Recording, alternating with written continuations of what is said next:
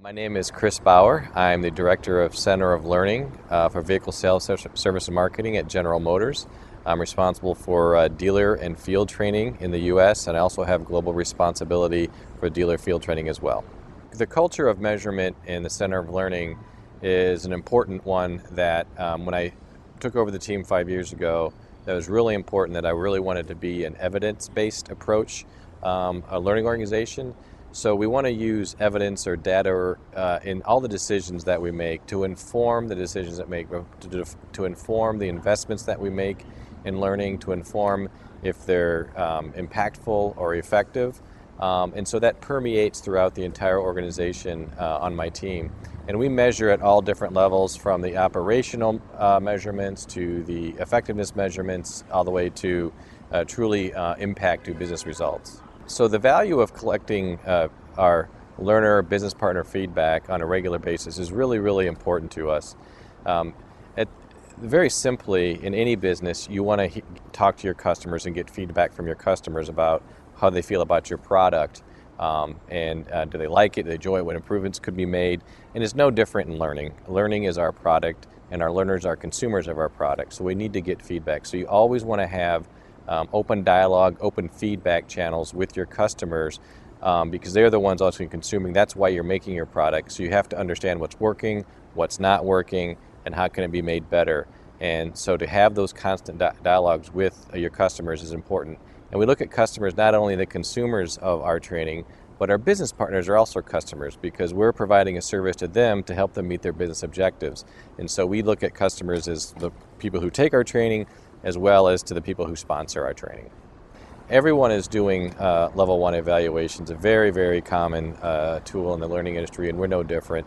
And it does fit a purpose, but we look at it a little bit differently. Most folks, and we've always done this too, most organizations will take a level 1 and take an average of their scores, and that tells you what their level 1 score is on a 1 to 5 scale. But the problem with averages is they can be very deceptive. And you can have courses that have the same level 1 average, but actually the distribution of whether people liked it or hated it can be very different. So what we do is we look at it from a promoter score standpoint, and we basically take the people that scored us 5 on a 1 to 5 scale and subtract the people that gave us a 1 to 3, and that gives us our promoter score. The value of that is it's a truer reflection of the quality of the course, and also it provides more variation or differentiation between courses. So on level 1, when you look at it from an average standpoint, a lot of times your courses can be clumped together around 4 or 5. This gives us more differentiation, so it allows us to better target which courses we need to focus on to improve versus the ones that are doing well for us. What are the basics of creating a measurement map, and specifically a measurement map that's really trying to get at impact, so measuring impact? We kind of look at 6 pillars for a measurement map. One is, what's the situation, what are the performance metrics that you're trying to improve? Make sure you get clarity about what you're going to measure. What is the performance objective?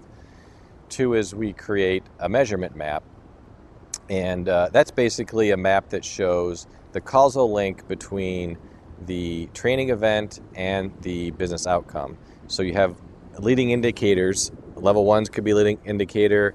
Call center complaints or hits to a website could be leading indicator to future sales and so forth. So we create this causal link between the training event and the business outcome. And from there we decide which elements of those we want to measure. You figure out who your study population is, what group are you studying. And you want to look at that too, because typically when you identify your study population and you pull that group in, that data in, that data is a little bit of noise in there. So you're going to want to think about what things you want to filter out in that data to get rid of the outliers in your data. So it's more of a normal distribution. So you want to filter the data for a study group. You want to look at your test and control. So it's important that you have a control group or in a test group that you can compare the 2 groups to see the performance differences for the folks that went through the event and those that did not go through the event, for example. So make sure you have those.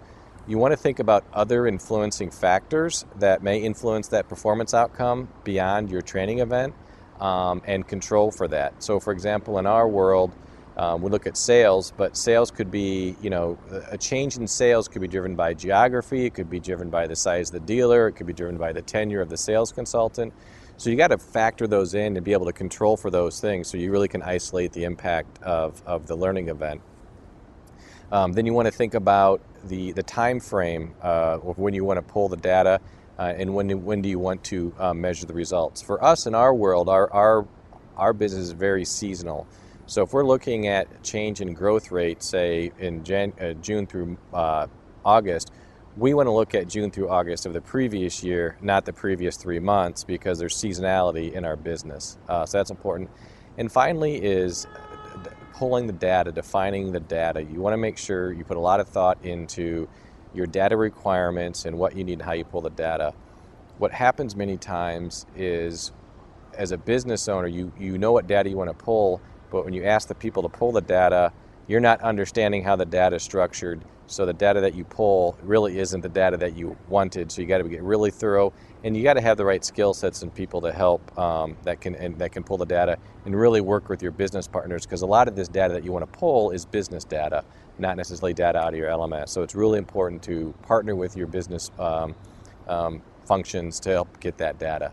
So those are kind of the 6 pillars that we look at when we think about a measurement plan. So when I think about the future of learning in the industry, there's different dimensions. And one of the dimensions I think about is there'll be a shift from more formal, controlled learning to more of the informal, creating opportunities for people for learning as opposed to creating all the learning. So be facilitators of the learning, again, not creators of the learning. The other thing I think is going to be happening is, as we see in our business, going from primarily content creators to content curators, and that is in line with the facilitation. So putting people, giving them in touch with in the opportunity to interact with learning that's going to help them perform.